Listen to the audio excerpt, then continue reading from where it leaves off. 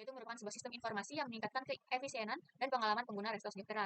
Resto Sejahtera ini melibatkan 3 entitas utama, yaitu pengguna, pelanggan, dan pegawai. Pengerjaan proyek sistem informasi ini dilakukan dengan sesuai metode System Development Life Cycle, yaitu metodologi Agile adalah suatu pendekatan pembangunan perangkat lunak yang menekankan pada kolaborasi, respon terhadap perubahan, dan menghasilkan produk yang berfungsi. Dalam konteks pengembangan sistem pemesanan restoran, Anda dapat mengadopsi metodologi Agile untuk memastikan proyek berjalan efisien dan dapat menanggapi perubahan kebutuhan pelanggan dengan lebih baik. Di sini saya akan menjelaskan tentang kebutuhan sistem. Untuk kebutuhan sistem ini terdapat pada nomor 3, yaitu Recruitment Definition. Pada hal ini terdapat 2, yaitu non-functional recruitment dan functional recruitment. Untuk non-functional recruitment, yang pertama terdapat operational recruitment, yaitu sistem yang harus mendukung pengguna yang bersamaan. Lalu yang kedua ada performance recruitment, yaitu sistem yang harus dapat mengelola database catatan secara efektif. Lalu ada reliability recruitment, yaitu mekanisme otomatis backup dan pemulihan harus ada untuk mencegah kehilangan data. Terus ada safety recruitment, yaitu sistem yang harus mematuhi standar keamanan untuk melindungi data pengguna dan mencegah akses yang tidak sah. Lalu ada security recruitment, yaitu akses ke informasi sensitif seperti rincian pembayaran langganan yang harus dibatasi dan dikendalikan. Lalu ada usability recruitment, yaitu sistem harus memiliki interface yang ramah bagi pelanggan dan staf restoran.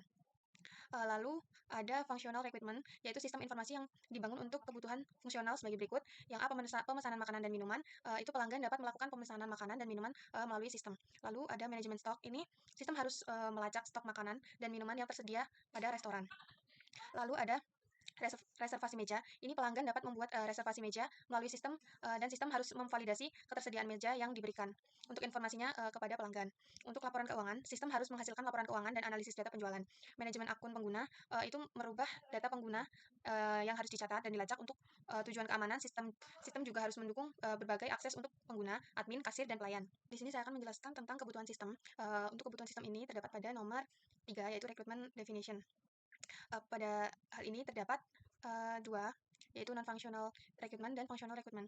Untuk non-functional recruitment, yang pertama terdapat operational recruitment, yaitu sistem yang harus mendukung pengguna yang bersamaan. Lalu yang kedua ada performance recruitment, yaitu sistem yang harus dapat mengelola database catatan secara efektif. Lalu ada reliability recruitment, yaitu mekanisme otomatis backup dan pemulihan harus ada untuk mencegah kehilangan data. Terus ada safety recruitment, yaitu sistem yang harus mematuhi standar keamanan untuk melindungi data pengguna dan mencegah akses yang tidak sah. Lalu ada security recruitment, yaitu akses ke informasi sensitif seperti rincian pembayaran langganan yang harus dibatasi dan dikendalikan. Lalu ada usability recruitment, yaitu sistem harus memiliki interface yang ramah bagi pelanggan dan staf restoran. Lalu ada functional recruitment, yaitu sistem informasi yang dibangun untuk kebutuhan fungsional sebagai berikut. Yang A, pemesanan makanan dan minuman, itu pelanggan dapat melakukan pemesanan makanan dan minuman melalui sistem. Lalu ada manajemen stok, ini sistem harus melacak stok makanan dan minuman yang tersedia pada restoran.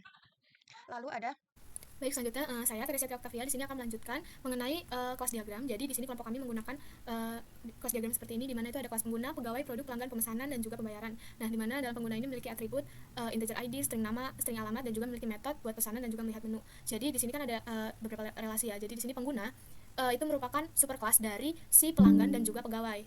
Baik, selanjutnya saya Teresia Octavia di sini akan melanjutkan mengenai Ini saya akan menjelaskan IR dari diagram Sistem Manajemen Resto Sejahtera, yaitu di sini ada 6 entitas, yaitu pengguna, pelanggan, pegawai, pemesanan, pembayaran, dan produk.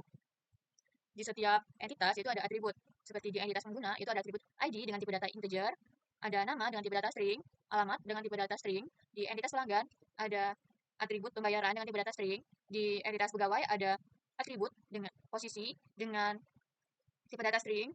Ada juga di entitas pemesanan ada atribut ID dengan tipe data integer, yaitu juga di sini ada atribut tanggal dengan tipe data date, status dengan tipe data string.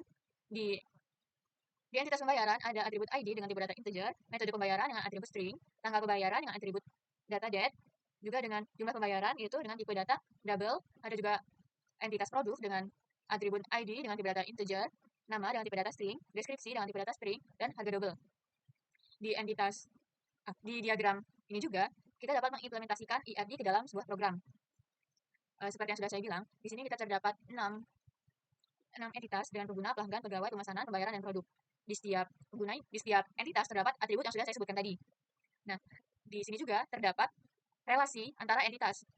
Seperti contohnya relasi strip-strip. Ini itu digunakan anotasi untuk menggunakan dijabarkan terdapat relasi antara entitas. Dan juga ada is A. ISA ini didefinisikan antara pengguna dan pelanggan, sama pengguna dan pegawai. Itu menggunakan relasi ISA. Di sini juga ada relasi place antara pelanggan ke pemesanan. Itu menunjukkan bahwa seorang pelanggan melakukan pemesanan. Itu menggunakan place. Dan juga ada max, yaitu antara pelanggan dan pembayaran. Pelanggan dan pembayaran itu pelanggan yang membuat suatu pembayaran. Dan juga ada relasi proses. Proses ini antara pegawai dan pemesanan. Di sini menunjukkan bahwa pegawai memproses suatu pemesanan. Lalu ada juga di sini relasi manage. Manages itu didefinisikan antara pegawai ke produk. Di sini menunjukkan seorang pegawai mengelola suatu produk. Makanya sini menggunakan relasi manage. Dan juga di sini ada relasi input. Relasi input itu menunjukkan antara pemesanan ke produk. Di sini tuh menunjukkan kalau mencakup suatu produk tertentu. Sama ada relasi is paid by antara pemesanan dan pembayaran, yaitu menunjukkan bahwa sebuah pemesanan dibayar melalui pembayaran tertentu. Jadi kita mesen nih, terus kita berarti harus bayar. Itu menggunakan relasi is paid by. Sekian dari saya, terima kasih. Jelaskan tentang activity diagram pada membuat akun. Yang pertama, pelanggan akan memasukkan aplikasi, lalu sistem akan menampilkan tampilan login dan register, lalu pelanggan akan memilih pembuat akun register, lalu sistem akan menampilkan formulir pendaftaran, lalu pelanggan akan mengisi formulir pendaftaran, sistem akan menampilkan notifikasi register akun telah berhasil dilakukan, lalu database akan menyimpan akun. Selanjutnya, sistem akan menampilkan tampilan login. Untuk activity diagram login pelanggan, yang pertama pelanggan akan masuk aplikasi, lalu sistem akan menampilkan halaman login, lalu pelanggan akan memasukkan username dan password, lalu pelanggan mengklik login, lalu database akan menyimpan data dan akun. Setelah itu sistem akan menampilkan ke beranda. Untuk diagram melihat menu, pertama pelanggan akan masuk ke dalam aplikasi Resto Sederhana, lalu database akan menyimpan data-data produk yang telah disimpan sebelumnya, lalu sistem akan menampilkan daftar menu yang tersedia, lalu pelanggan akan memilih menu untuk melihat daftar menu yang tersedia, lalu pelanggan akan memilih keluar dari fitur untuk membuat pesanan. Lalu untuk diagram membuat pesanan, yang pertama, pelanggan akan memilih fitur pesan sekarang, lalu sistem akan menampilkan sistem tabel pemesanan, pelanggan akan mengklik fitur add untuk membuat pesanan, sistem akan menampilkan produk yang tersedia pada daftar menu, selanjutnya pelanggan akan memilih produk yang diinginkan lalu menekan tombol add, sistem akan menampilkan produk-produk yang telah dipilih dalam tabel pemesanan dengan rinci, lalu database akan menyimpan informasi pemesanan, lalu pelanggan akan mengklik confirm untuk mengkonfirmasi pemesanan, lalu pelanggan melakukan pembayaran, sistem akan menampilkan rincian pembayaran dan metode pembayaran yang telah dipilih, lalu pelanggan akan memilih metode pembayaran yang melakukan pembayaran. Lalu untuk diagram activity menambah pesanan, pertama pelanggan akan memilih produk dalam pesanan, lalu pelanggan akan menambah pesanan, lalu sistem akan menambah produk ke dalam pesanan yang memperbarui total pembayaran, lalu pelanggan akan menambahkan produk lainnya, database akan menyimpan pesanan yang telah di-input, lalu sistem akan mengirim konfirmasi pesanan yang berhasil ditambahkan, lalu pelanggan akan menerima konfirmasi pesanan, lalu sistem menampilkan metode pembayaran yang bisa digunakan, lalu pelanggan memilih metode pembayaran yang diinginkan, setelah itu pelanggan akan melakukan pembayaran, selanjutnya pelanggan melakukan konfirmasi pembayaran. Selanjutnya, diagram activity login pegawai. Yang pertama itu pegawai akan masuk pada aplikasi, lalu sistem akan menampilkan halaman login, pegawai akan memasukkan username dan password, lalu selanjutnya pegawai akan mengklik tombol login, selanjutnya sistem akan memverifikasi kecocokan data dan database, lalu database akan menyimpan akun. Setelah itu database, jika cocok, setelah database akan menampilkan tampilan halaman depan, tapi jika tidak cocok dengan data atau tidak cocok dengan password dan username yang seharusnya cocok, itu dia akan kembali lagi masuk pada memasukkan username dan password. Selanjutnya, diagram activity proses pemesanan. Yang pertama itu pegawai akan memilih menu pesanan, lalu sistem akan menampilkan tabel yang berisi daftar pesanan yang belum diproses atau dikelola, lalu pegawai akan memilih pesanan yang telah diproses, lalu database akan menyimpan perubahan, selanjutnya sistem akan menampilkan perubahan yang telah dibuat. Selanjutnya untuk activity diagram pengelola menu, pegawai akan memilih menu manage produk, lalu sistem akan mengambil data produk-produk yang telah tersedia pada database, lalu database akan data pada menu yang tersedia, lalu setelah itu sistem akan menampilkan daftar menu, lalu pegawai akan memilih produk yang ingin ditambahkan atau dihapus untuk ketersediaan restoran, lalu pegawai akan mengklik add untuk menambahkan produk baru, lalu database akan menyimpan perubahan ke database, lalu setelah itu sistem akan menampilkan perubahan ke tabel menu yang bisa dilakukan oleh si pegawai, yaitu misalnya kayak menambahkan stok makanan gitu, itu pakai edit produk. Terus selanjutnya ada katalog controller di sini untuk menampilkan tampilan produk-produk. Nah di sini produk-produk yang bisa diakses oleh si pelanggan gitu. Jadi pelanggan kan bisa melihat menu. Nah itu diatur dalam katalog controller ini yang bisa dilakukan oleh si pegawai, yaitu misalnya kayak menambahkan stok makanan gitu. Ya, saya akan menjelaskan komponen desain UI JavaFX, yaitu stage, scene, dan road node dan node. Untuk pertama, stage ini merupakan jendela utama pada aplikasi JavaFX. Lalu pada kode ini, stage untuk menampilkan daftar produk atau daftar pesanan, yaitu stage produk, lalu ada stage list order.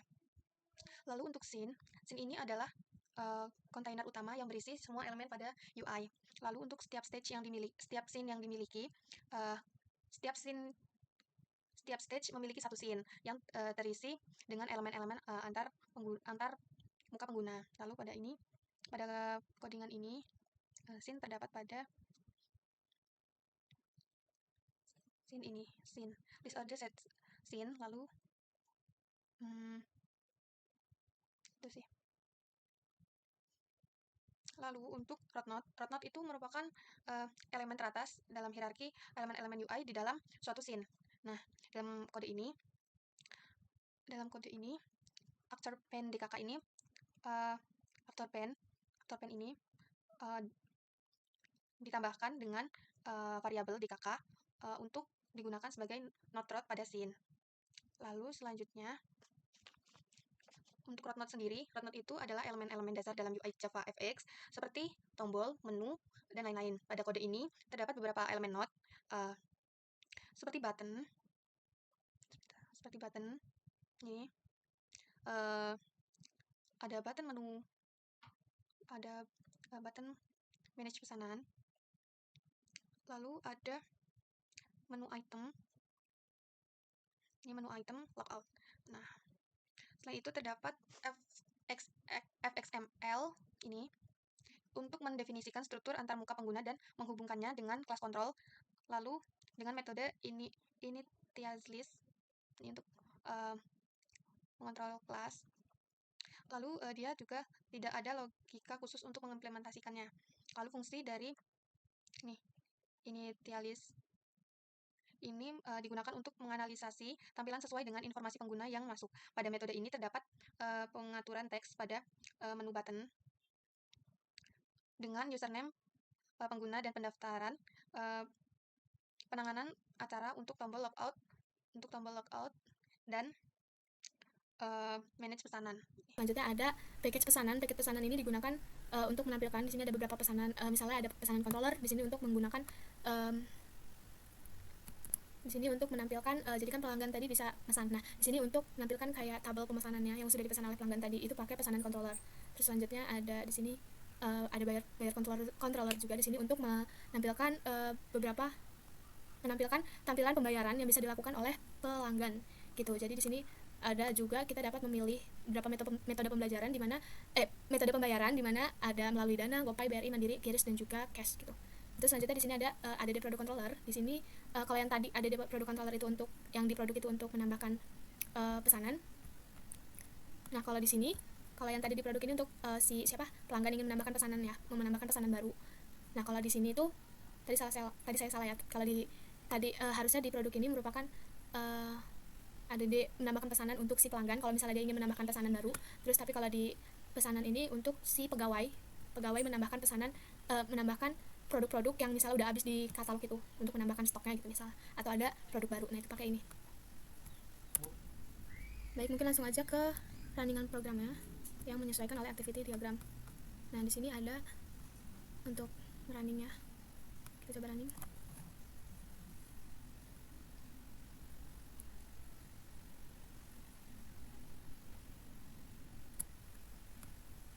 Nah, ini tampilan awalnya seperti ini. Jadi kalau misalnya di sini kan ada diagram membuat akun. Nah, di sini kalau di dalam activity diagram di sini untuk membuat akun kan menampilkan tampilan login dan juga register. Dia masuk ke aplikasi menampilkan tampilan login dan juga register di sini. Nih, jadi tampilan login. Jadi di sini bisa kalau misalnya yang udah punya akun bisa langsung masuk, tapi kalau misalnya belum, dia harus membuat akun terlebih dahulu, yaitu dengan mengklik register di sini. Nih, memilih akun register. Terus selanjutnya di sini ada menampilkan formulir pendaftaran. Nah, seperti ini. Nah, ini kita isi. Misalnya di sini saya mengisi Teresia. Terus di sini ada passwordnya, saya isi. Selanjutnya kita mengisi terus klik register. Nah, sistem akan menampilkan notifikasi register nih kayak gini ya. Kalau misalnya registrationnya itu udah sukses, terus kita klik OK aja. Nah, pada saat itu di sini database yang bekerja. Jadi sesudah misalnya udah menampilkan notifikasi, lalu si database menyimpan menyimpan login yang tadi, yang data login yang data akun yang sudah dibuat tadi. Terus di sini menampilkan tampilan login. Nah, sesudah itu di sini ada login kan yang udah saya buat tadi, saya Inizia Teresia. Nih, menampilkan masuk aplikasi, menampilkan halaman login, terus masukkan username dan password, lalu klik login. Nah, itu tuh maka database juga akan menyimpan data login atau data akun yang barusan saja login gitu. Nah, ini baru menampilkan tampilan beranda. Nah, ini merupakan beranda untuk tampilan di aplikasi pelanggan. Nah, ini kita bisa logout gitu di sini gitu. Terus selanjutnya ada diagram lihat menu. Nah, kan udah tampilan awal nih kayak gini. Terus si database kan otomatis kayak menyimpan data-data itu akan dikeluarkan. Nah, ini sistem kan akan menampilkan daftar menu yang tersedia. Maksudnya daftar menu itu daftar menu main menu yang tersedia, yaitu ada pesanan, menu, dan juga pesan sekarang. Nah, kita akan klik menu. Di sini akan menampilkan berapa menu yang tersedia di restoran itu. Gitu. Nah, kalau udah kita keluar.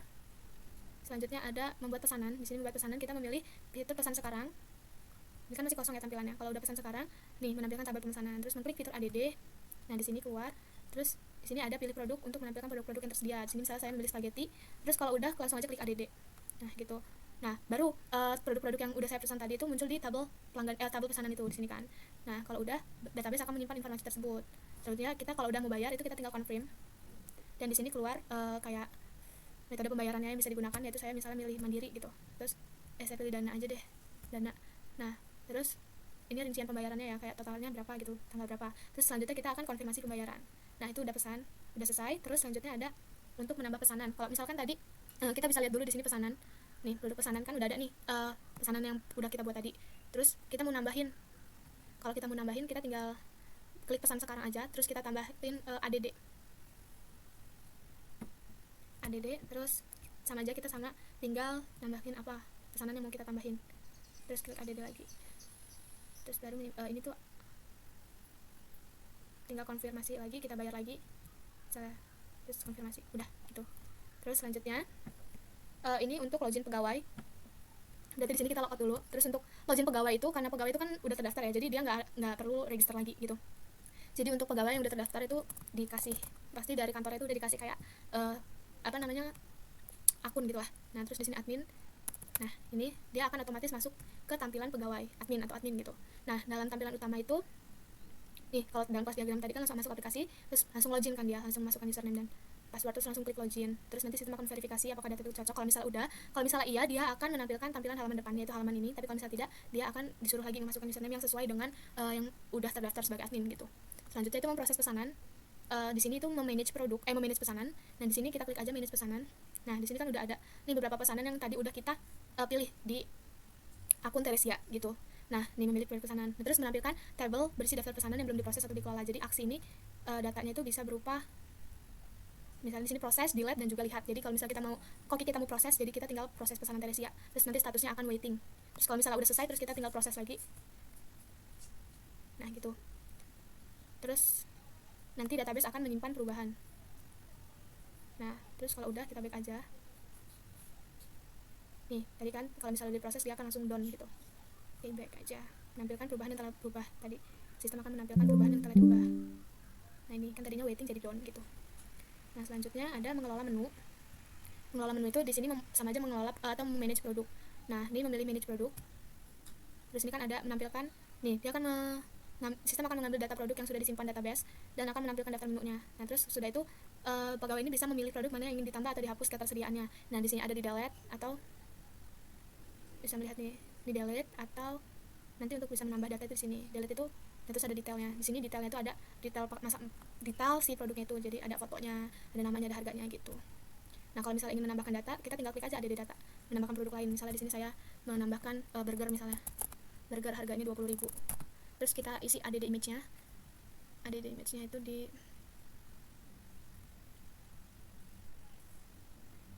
karena nggak ada foto burger, saya tambahin di sini aja. Terus tinggal tambahkan produk. Nah, dia akan nambah di sini menyimpan perubahan ke database. Ada ini salah ya. Nah, ini harusnya di sini menampilkan perubahan ke tabel menu. Nah, kalau udah itu sekian hasil runningan program dari kami kelompok A11. Apabila ada salah kata kami mohon maaf, dan juga ada kekurangan kami mohon maaf. Kami akhiri. Wassalamualaikum warahmatullahi wabarakatuh.